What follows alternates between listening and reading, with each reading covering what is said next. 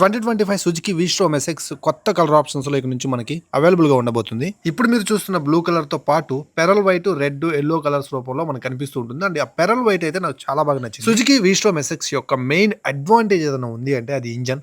Durable, long life, very smooth and refined engine అనమాట.